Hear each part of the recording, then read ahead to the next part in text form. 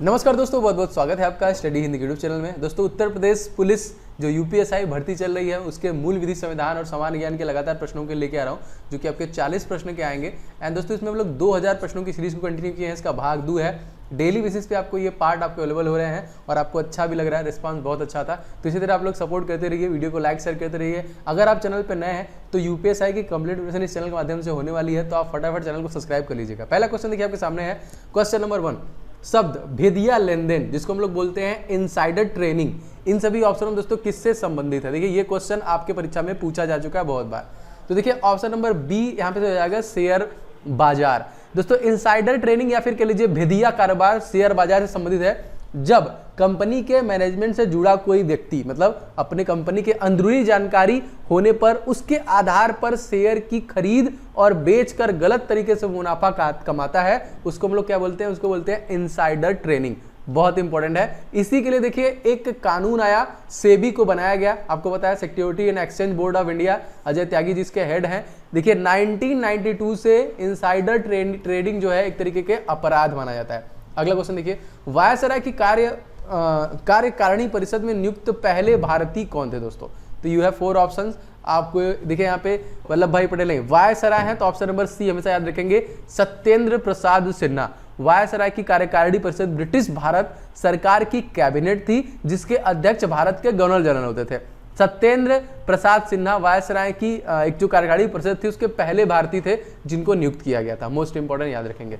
अब देखिए, सरदार वल्लभ भाई पटेल कहीं जितने भी रजवाड़े थे उनको मिलाने का कार्य किया था सरदार वल्लभ भाई पटेल, इसीलिए देखिए इनके जन्म दिवस पे हम लोग यूनिटी डे के रूप में मनाते हैं। अगला क्वेश्चन देखिए, जलोढ़क तटछक का अर्थ किस प्रकार की भूमि से संबंधित है? अब यहाँ पे देखिए थोड़ा हिंदी में लिखा हुआ है, तो यहाँ पे जलोढ़क मतलब क्या होता है? एल्यूवियम, ठीक है। तो यस, यू आर राइट। यहाँ पे देखिए सही आंसर हो जाएगा ऑप्शन नंबर डी, नदी द्वारा निर्मित तलछल भूमि, मतलब नदी जल द्वारा अपने मार्ग में जमा की गई जो मिट्टी होती है उसको क्या बोलते हैं? जलोढ़क। उस मृदा को कहते हैं हम लोग जलोढ़क। जो बहते हुए जल द्वारा बहा कर लाया गया, मतलब ढेर सारी मिट्टियां, जो अनित्य मिट्टियां, उसको मिलाता है एक तरीके से। और जलोढ़क से ही देखिए भरी मिट्टी को हम लोग जलोढ़ मिट्टी या फिर जलोढ़ कहते हैं, ठीक है। तो मोस्ट इंपॉर्टेंट, बहुत ज्यादा ये क्वेश्चन आपके एग्जामिनेशन में पूछा गया। अगला क्वेश्चन देखिए, किस देश ने वर्ष 1914 में जापानी स्टीमर कामागाटा मारू के प्रवेश के लिए मना कर दिया था?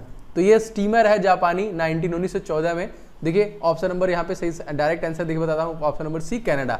तो कामागाटा मारू जापान का एक वाष्प शक्ति से चलने वाला पोत था जो 1914 में हांगकांग से कनाडा के ब्रिटिश कोलंबिया के तट पर पहुंचा था। तो कनाडा के अधिकारियों ने इसे कनाडा में प्रवेश की अनुमति नहीं दी थी, एक तरीके से उसको रोक दिया गया था। तो याद रखेंगे, मोस्ट इंपॉर्टेंट है।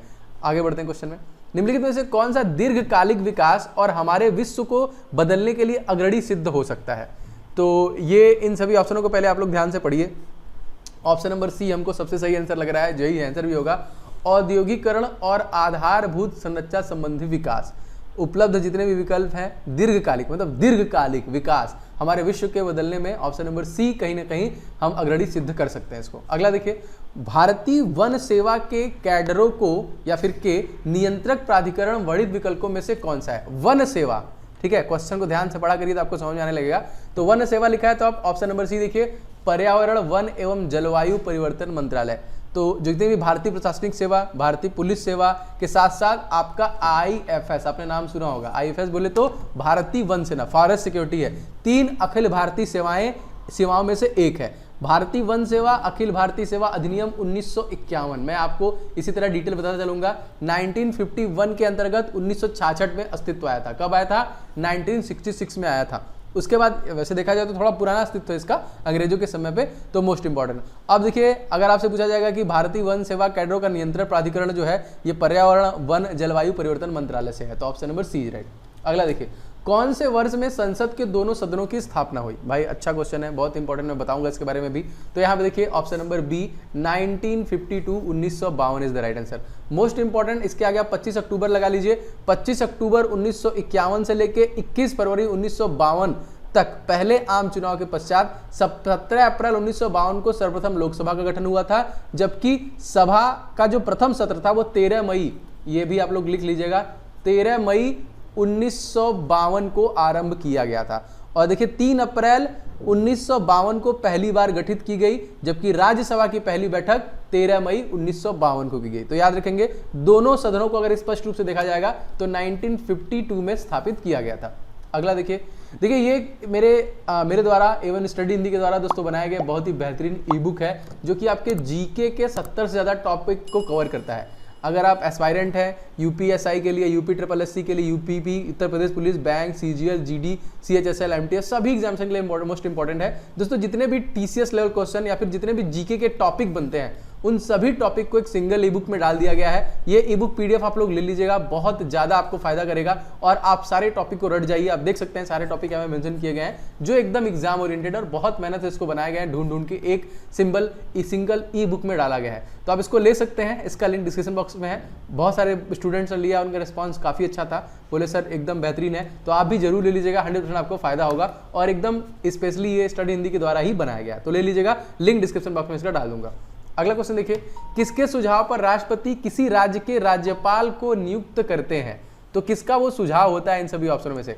सही आंसर दोस्तों इस क्वेश्चन में क्या होगा? तो इस क्वेश्चन में जाएगा देखिए ऑप्शन नंबर बी, उस राज्य के मुख्यमंत्री। अगर आपसे प्रधानमंत्री, गलत हो गया यहाँ पे, प्रधानमंत्री, मुख्यमंत्री नहीं प्रधानमंत्री। देखिए राज्यपाल जब भी आएगा तो राज्यपाल की नियुक्ति राष्ट्रपति करता है 155 आर्टिकल नंबर के अंतर्गत। इसके बारे में विवरण दिया गया है 153 में। एंड दोस्तों इनके पास भी क्षमादान का वो होता है, लेकिन आर्टिकल नंबर 161 में होता है। मृत्युदंड को छोड़कर ये भी सारे क्षमादान को कर सकते हैं। मृत्युदंड को बस आर्टिकल नंबर 72 के तहत राष्ट्रपति ही कर सकता है क्षमा, और कोई नहीं कर सकता। ठीक है, तो सिफारिश किसकी होती है? तो ऑप्शन नंबर डी, प्रधानमंत्री की। अगला देखिए, राष्ट्रपति और उपराष्ट्रपति पद की शपथ के संदर्भ में निम्नलिखित में से कौन सा वक्तव्य यहाँ नीचे सही दिया हुआ है? तो क्या है, पढ़ लेते हैं। संविधान का संरक्षण, सुरक्षा और प्रतिरक्षा करने के लिए राष्ट्रपति अपने पद की शपथ लेते हैं। उपराष्ट्रपति संविधान के प्रति अपनी सत्यनिष्ठा और वफादारी से शपथ लेते हैं।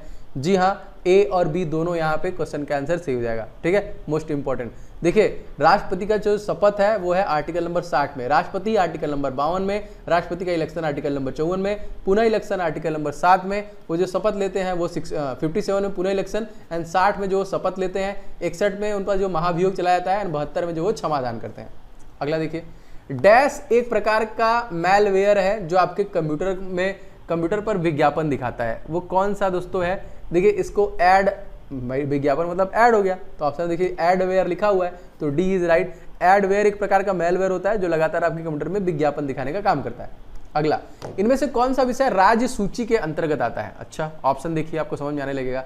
भूमि और भवन पर कर, बस यही आता है। जनसंख्या नियंत्रण, रोजगार, बेरोजगारी, श्रमिक संगठन, option number A is right. दोस्तों 7वीं अनुसूची के अंतर्गत आता है कि केंद्र और राज्यों के बीच में शक्तियों के बंटवारा के बारे में पूछा जाएगा, तो याद रखेंगे। अब यहाँ पे 3 सूचियां हैं, संघ सूची, राज्य सूची, समवर्ती सूची। भूमि और भवन कर ये जो आता है दोस्तों ये राज्य सूची के अंतर्गत आता है। जनसंख्या नियंत्रण ये समवर्ती सूची में आता है, कॉन्करेंट लिस्ट में आता है। रोजगार भी आपका समवर्ती सूची में आता है, एंड जो श्रमिक संघ है ये आपका संघ सूची में आता है। ठीक है, तो देखिए मैंने चारों बता दिया। इस क्वेश्चन का आंसर ऑप्शन नंबर ए होगा।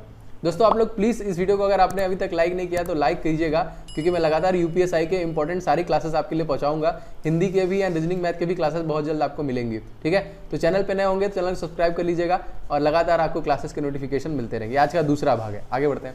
भारतीय संविधान का कौन सा अनुच्छेद कहता है संघ के लिए एक संसद होगी जो राष्ट्रपति और 2 सदनों से मिलकर बनेगी, जिसके नाम राज्यसभा और लोकसभा होंगे? भाई साहब आपसे बस अनुच्छेद पूछ रहा है, तो बिल्कुल सही दोस्तों। आर्टिकल नंबर देखिए 79 में, बहुत बार बता चुका हूं, आर्टिकल नंबर 79 में आपका संसद है, 80 में राज्यसभा है और 81 में लोकसभा है। हमारा जो पुराना संसद था उसको बनाने में कितने पैसे लगे थे? तो 83 लाख रुपए लगे थे। 2022 में जो नया बनेगा दोस्तों उसमें 971 करोड़ रुपए लग के बनेगा। ठीक है, आगे बढ़ते हैं। गंगा नदी में प्रदूषण की समस्या के समाधान के लिए कौन सी जनहित याचिका दायर की गई थी? तो भैया कौन सी थी? Option number C, S C Mehta बनाम भारत संघ। मोस्ट इंपॉर्टेंट, गंगा प्रदूषण समस्या से निपटने के लिए ये देखिए अन्य कब ये याचिका दायर की? 1988, जो कि जनहित याचिका दायर की गई थी। Most important. अगला देखिए क्वेश्चन हमारा क्या है। डैश दर्शाता है कि भिन्न भिन्न कटौतीकर्ता जैसे वेतन के लिए नियोक्ता, ब्याज के लिए बैंक द्वारा स्रोत पर जो कर की कटौती हो चुकी है वह सलाहकार को जमा कर दिया जाता है। कौन से फॉर्म के थ्रू? दोस्तों मोस्ट इंपॉर्टेंट क्वेश्चन है, बहुत बार आया हुआ है। इसको देखिए बोलते हैं option number B, form 26AS। इसका नाम आप लोग को याद रखने हैं, बहुत इंपॉर्टेंट है। ये करदाता का वार्षिक टेस्ट स्टेटमेंट होता है। क्या? फॉर्म 26AS, मतलब करदाता अपने पैन नंबर की सहायता से इसे इनकम टैक्स की वेबसाइट से प्राप्त कर सकते हैं। तो जो भी कटौती हुई होती है उसमें उसका मैनेज हो जाता है। अगला देखिए, वर्ष 1956 में मुख्यतः किन मापदंडों के आधार पर राज्यों का पुनर्गठन किया गया था? तो किसके आधार पर? देखिए 1956 में ना, भौगोलिक वाय सब सही है, सी इज राइट। भाषागत और सांस्कृतिक एकरूपता, तो मोस्ट इंपॉर्टेंट दोस्तों 1956 जो पारित किया गया था राज्य पुनर्गठन अधिनियम, जिसमें भाषागत और सांस्कृतिक एकरूपता पर राज्यों का पुनर्गठन का प्रावधान किया गया था। नेक्स्ट देखिए क्वेश्चन हमारा, सर्वश्रेष्ठ अभिनेता 2017 के लिए ऑस्कर पुरस्कार दोस्तों किससे मिला था? तो इस क्वेश्चन में सही आंसर दोस्तों हो जाएगा आपका ऑप्शन नंबर डी, केसी एफ्लेक को दिया गया था, क्योंकि उस समय ऑस्कर जो मिला था ना 18। देखिए ये जो प्रीवियस ईयर क्वेश्चन है, अब देखिए इस क्वेश्चन को लेने का मतलब ये है कि आपको इस प्रकार के प्रश्नों को भी देखना पड़ेगा, क्योंकि लास्ट टाइम जो आपका एग्जामिनेशन हुआ था 17 में ही हुआ था, तो उसमें इस प्रकार से प्रश्न बने हैं। तो अभी देखिए ऑस्कर विजेता, बाफ्टा अवार्ड जिसे जिसे मिला है, मैं धीरे धीरे आपको कवर कराऊंगा, तो इससे आपको आइडिया लग रहा है कि ऐसे ऐसे प्रश्न भी आपकी परीक्षा में बन रहे हैं। ये यूपीएससी 2017 में क्वेश्चन पूछा हुआ था। अगला देखिए, भारत ने सितंबर 2016 में रक्षा उपकरणों की खरीद के लिए 500 मिलियन अमेरिकी डॉलर के नए ऋण व्यवस्था किस देश के साथ घोषणा की थी? इस क्वेश्चन का कोई भी मतलब नहीं बनता है, लेकिन फिर भी मैं आपको बता देता हूं, Vietnam is the right answer. ये उस समय जब हमारा पुराना सेट बना था 2017 में, तो 16 का करंट अफेयर्स पूछा था। तो अगर आपका 2021 का है दोस्तों एग्जाम, तो आपको 2020 का करंट अफेयर्स पूछेगा। इसके लिए आप 2020 का करंट अफेयर्स कवर कर सकते हैं। इसका भी मैंने ई बुक बनाया है विद सभी क्वेश्चंस के डिटेल, डिस्क्रिप्शन बॉक्स में आप लिंक देख सकते हैं, उस ई बुक को एक बार खोल के देख लीजिएगा। 1400 से ज्यादा क्वेश्चन विद डिटेल प्लस सारे इन्फॉर्मेशन के साथ ई बुक रेडी है, डिस्क्रिप्शन बॉक्स में मैंने उसका भी लिंक दे दिया है, मतलब करंट अफेयर्स का भी क्वेश्चन बनेगा। आगे बढ़ते हैं क्वेश्चन में। देखिए, राज्य के राज्यपाल के अधिकारों के संदर्भ में लिखने से कौन सा वक्तव्य सही है? राज्यपाल के अधिकारों के, पढ़ते हैं क्या लिख रहा है। विधानसभा द्वारा पारित किसी विधेयक पर वो अपनी स्वीकृति न देकर उसे राष्ट्रपति के पास अनुमोदित कर भेज सकते हैं। आपातकालीन शासन के दौरान राज्यपाल मंत्रिमंडल के सुझावों की अवहेलना कर सकते हैं अगर राष्ट्रपति ने इन्हें विशेष अनुमति दी हो तो। बिल्कुल से दोस्तों ऑप्शन नंबर ए, केवल बी ऑप्शन इस क्वेश्चन में सही होगा। इस प्रकार से अगर सत्य माना जाएगा तो केवल बी होगा। अगला देखिए क्वेश्चन हमारा क्या कह रहा है। क्वेश्चन दोस्तों है कि भारत में निम्नलिखित में से किस राज्य में रबड़ का सर्वाधिक उत्पादन होता है? तो इस देखिए ऑप्शन नंबर यहाँ पे डी से जाएगा, केरला। देखिए केरला जो है कि मतलब रबड़ के पौधे के उत्पादन के लिए गर्म और नम जलवायु की आवश्यकता पड़ती है। तो केरला हो गया, त्रिपुरा हो गया, कर्नाटक हो गया, तमिलनाडु हो गया, ऐसे राज्यों में जो कि प्रमुख जो 4 राज्य हैं जिनमें रबड़ का उत्पादन किया जाता है, लेकिन केरला में भारी मात्रा में किया जाता है। और केरला को देखिए एक तरीके से हम लोग कहते हैं मसालों का बगीचा, जहाँ पे आपका काली मिर्च का उत्पादन होता है, इलायची का उत्पादन होता है, आपका काजू का उत्पादन किया जाता है, इवन इलायची की पहाड़ियाँ मौजूद है, तो इसको मसालों का बगीचा भी कहते हैं। ठीक है। एंड द लास्ट वन, किसी न्यायिक मामले में उच्चतम न्यायालय में यह राय दी गई कि अनुसूचित क्षेत्रों में सरकारी जमीन, आदिवासी की जमीन और वन्य भूमि गैर आदिवासी तथा निजी कंपनियों को खनन अथवा औद्योगिक कार्यों के लिए पट्टे पर नहीं दी जा सकती है। ऐसे कार्य केवल आदिवासियों तथा सरकारी उपक्रम द्वारा ही किए जा सकते हैं। तो ये कौन सा न्यायिक मामला था जिस जब ये आपको ये बताया गया दोस्तों? तो मोस्ट इंपॉर्टेंट दोस्तों ये है आपका ऑप्शन नंबर समता बनाम आंध्र प्रदेश राज्य। समता बनाम आंध्र प्रदेश राज्य मामले के उच्चतम न्यायालय में ये सारी चीजें बोली थी। तो देखिए ऐसे ऐसे प्रश्न भी आपसे पूछे जाएंगे। आप लोग रेगुलर रहिए इस चैनल के माध्यम से दोस्तों। मैं आपको 2000 प्रश्न कंप्लीट करा रहा हूं, मूल विधि, संविधान एंड सामान्य ज्ञान, प्लस इसमें प्रीवियस ईयर के क्वेश्चन भी कवर किए जाएंगे। तो आपको 100% गारंटी के साथ दोस्तों इससे हेल्प मिलेगी। ठीक है, आगे बढ़ते हैं क्वेश्चन में। स्वतंत्रता के अधिकार में निहित है दोस्तों क्या? कोई भी पेशा अपना सकता है, भाषण की स्वतंत्रता है, अस्पृश्यता का उन्मूलन, धर्म का पालन और प्रचार। दोस्तों ऑप्शन नंबर इस क्वेश्चन में देखिए हो जाएगा सी, स्वतंत्रता ही बस पूछ रहा है, तो कोई भी पेशा और भाषण। ऑप्शन नंबर यहाँ पे देखिए स्वतंत्रता के अधिकार के बारे में बात कर रहा है, तो ए और बी दोनों से हो जाएगा। अगर आपसे पूछा जाएगा किससे, तो 91A के तहत आपको स्वतंत्रता की गारंटी दी जाती है। इसमें 6 अधिकारों की गारंटी दी जाती है। कैसा कैसा? विचार एवं अभिव्यक्ति की स्वतंत्रता, बिना हथियारों के शांतिपूर्वक आप सम्मेलन कर सकते हैं, संगठन एवं समिति बनाने का अधिकार होता है, भारत में कहीं पे भी निर्बाध रूप में घूमने का अधिकार है, भारत में कहीं पे भी आप बच सकते हैं, भारत में किसी भी पेशे में व्यापार और व्यवसाय करने का अधिकार होता है। तो टोटल 6 अधिकारों के बारे में इसमें आपको विवरण दिया गया है। उम्मीद करता हूं दोस्तों ये वाली क्लास आपको अच्छी लग रही होगी, मजा आ रहा होगा। तो आप लोग हमें प्रोत्साहित कर सकते हैं, आप लोग वीडियो को लाइक जरूर किया करें, जिससे हमें आइडिया लगता है कि कितने लोगों को ये वीडियो पसंद आ रही है। तो उनके लिए क्लासेस रेगुलर रहेंगी, कभी भी क्लास रुकेगी नहीं। एंड इस वीडियो को अपने दोस्तों के साथ ज़्यादा शेयर कीजिएगा। यूपीएसआई की लगातार सारी क्लासेस आपको चैनल के माध्यम से मिलेंगी। चैनल पर नए हैं तो सब्सक्राइब करके बेल बटन दबा लेंगे तो आपको नोटिफिकेशन मिल जाएगा। एंड दोस्तों मैंने आपको जो जीके एंड करंट अफेयर्स का ई बुक बताया है, आप फटाफट उसको लेके प्रिपरेशन में लग जाइए, क्योंकि अभी से लगे रहेंगे, तैयारी पूरी रहेगी तो आगे एग्जाम निकालने में बिल्कुल भी समय नहीं लगेगा। जैसे ही कोरोना हटेगा, जाहिर सी बात है सारे एग्जामिनेशन 100% होंगे, और उत्तर प्रदेश में चुनाव है, इस वजह से और आपका एग्जाम 101% लिख के ले लीजिए होने वाला है, इसमें कोई भी दिक्कत नहीं आने वाली है। मिलेंगे दूसरे क्लास में दोस्तों, तब तक के लिए जय Hind, Vande Mataram. Playing from laptop 11